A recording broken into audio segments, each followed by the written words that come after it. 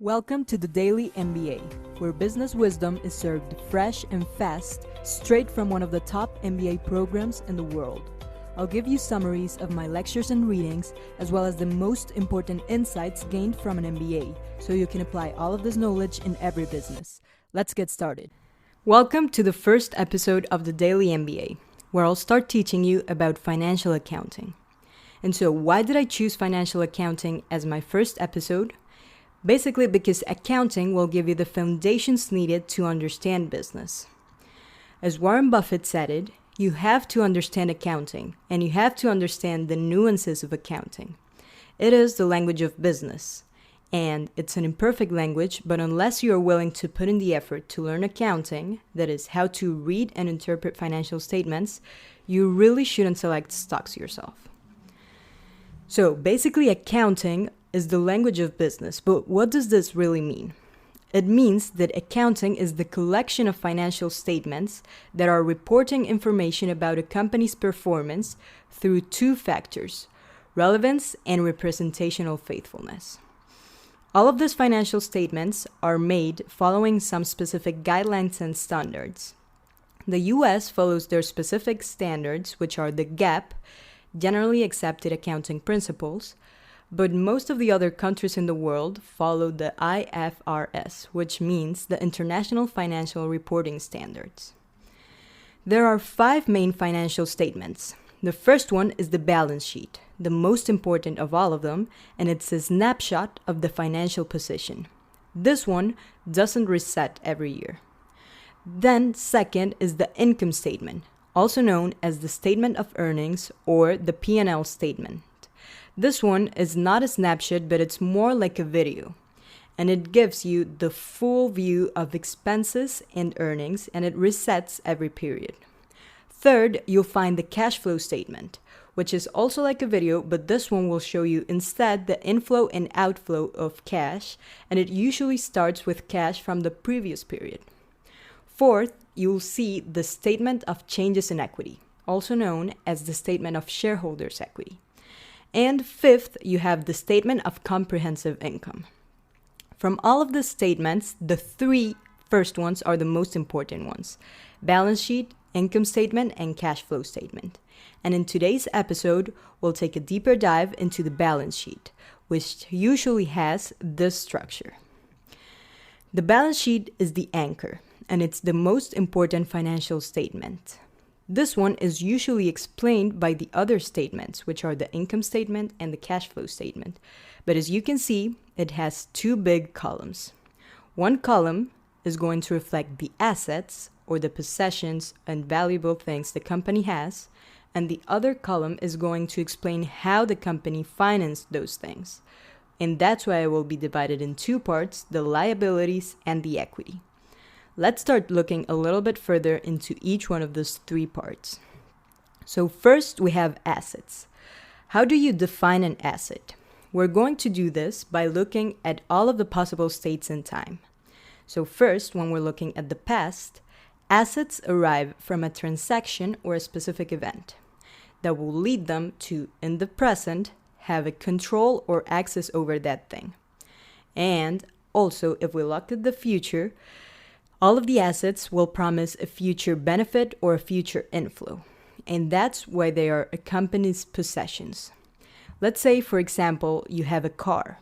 A car came from a past transaction, and it's giving you a present control or access over the car. And if you decide to then sell it in the future, it will become an inflow. So that is how an asset is classified. There are 2 types of assets. There are current assets, which are liquid assets that could be easily turned into cash, or there are non-current assets, which are the not liquid ones, and they can't really be easily turned into cash. Let's look at examples from each one of those parts. First, current assets are going to be, as I said, the liquid ones. So the most current asset will, by definition, be cash. Actual cash is always liquid. But you might also have other things, such as securities or short-term investments that might be easily turned into cash. Inventory is also considered to be a current asset. as inventory consists of the goods you purchased or produced and then you're going to sell them, and that will bring you a future cash.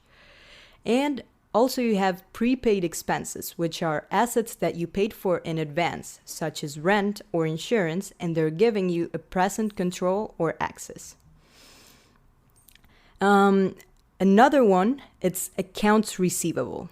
And what does this mean? Accounts receivable is money that customers owe the company. So you already gave them a certain product, but you haven't received the money. And that money is going to be reported as a current cash and asset in the accounts receivable. Now let's move on to the non-current assets. These ones, as I said, are going to be illiquid. And the most famous example is a house, for example. Because this, you can own a house and it is an asset, but you can't really get the money fast out of that house. So other similar non-current assets include long-term financial investments, and similar to those, there's property, plant, and equipment, which is usually referred to in accounting as PPE. You may also encounter intangible assets, which are patents or trademarks, and maybe even franchise or goodwill. But all of this are going to be non-easily turned into cash, and that's why they're classified as non-current assets. Now that we have clear how assets work, let's move on to the next column, where we have liabilities first. Liabilities basically are obligations. And these obligations also arrived from a past transaction or event, but these ones will mean that in the future you have an outflow, not an inflow. So, liabilities, similar to assets, can also be divided in current liabilities and non-current liabilities.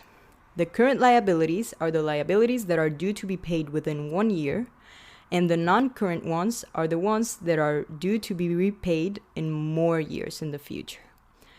The most common ones are current liabilities, and this include, for example, short-term borrowing, which is a short-term debt payable to banks or other creditors, but you might also see accounts payable, which is the opposite of accounts receivable. Accounts payable means you have to pay your suppliers or someone else for something that you already received.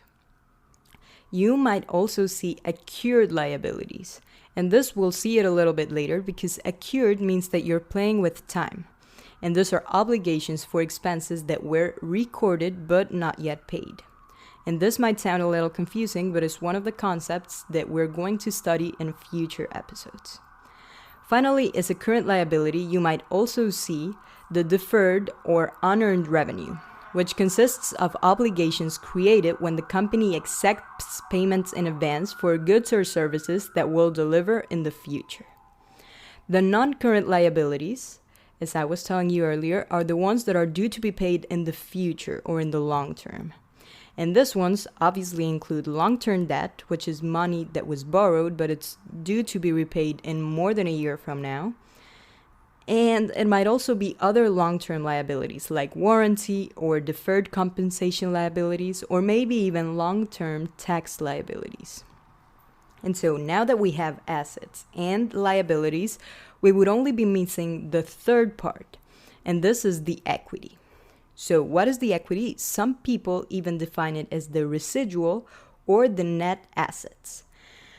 But the equity is extremely important because it's going to show the revenue and expenses, as those two will have an effect in equity. Every change in assets and liabilities will affect equity and will affect it either as a form of revenue or as an expense. Equity has two parts.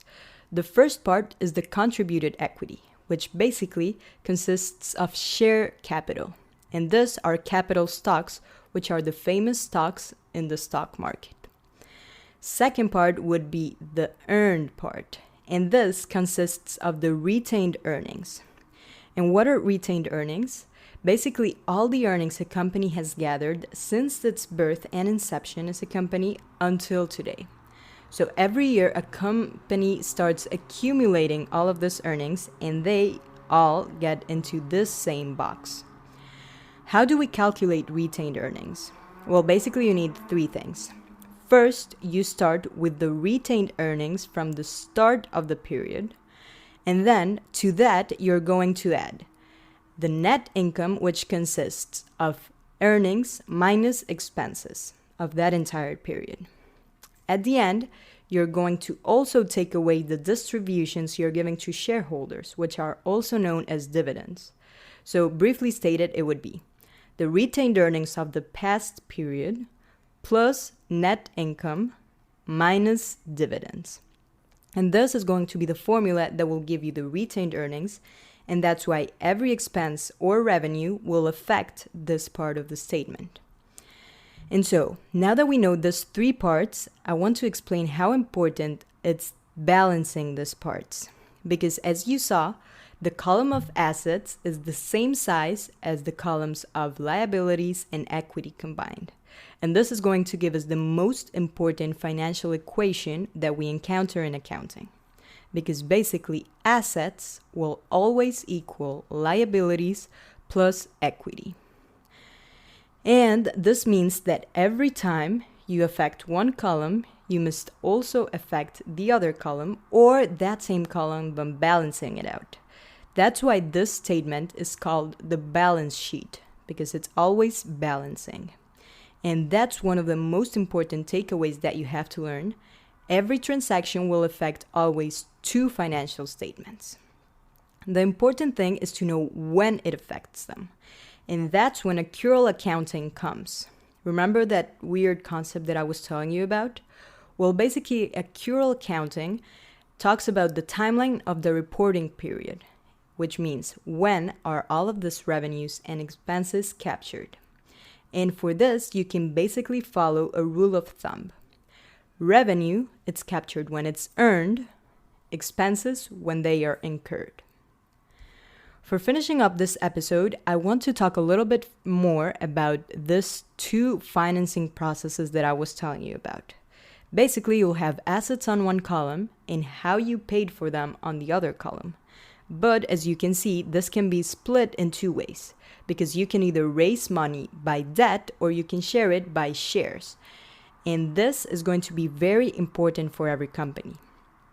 Most companies, when starting, they decide to finance themselves by debt, with short-term loans or maybe lines of credit, which promise funds available for drawing credit without even using them. Companies might even have a long-term debt, but the important thing is when they start finding the other financing way, which is by shares. So when a company is giving shares, they're basically giving a little part of the ownership of their own company to someone else that's paying for that company. And all of this happens in the stock market nowadays.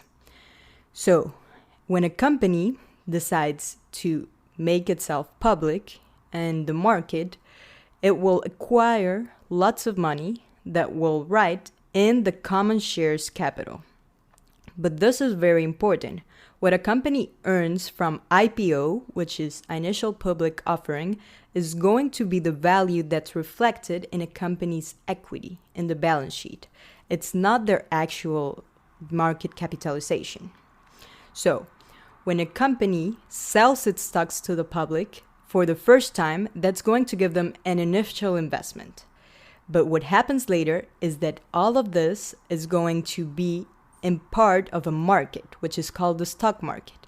And people are going to start buying and selling that same stock of a company, giving it sometimes more value and sometimes less value.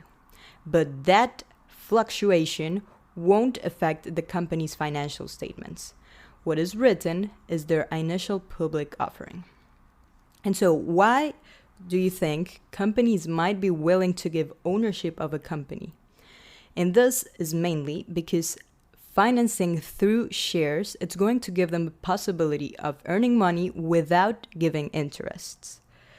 Companies can opt to optionally give a dividend, but they don't have to do it. So they technically don't have to pay any interest for the money that they are receiving.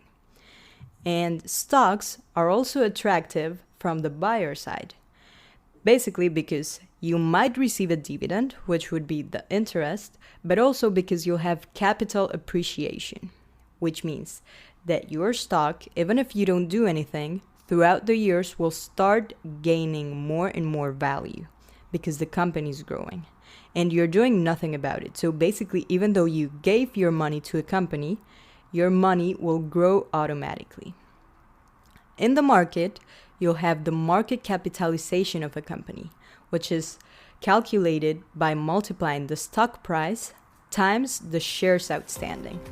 But I'm going to talk a little bit more about the market, and we'll analyze the company together on my future episode. So I'll see you next week, and we'll also learn about the income statement and the cash flow statement.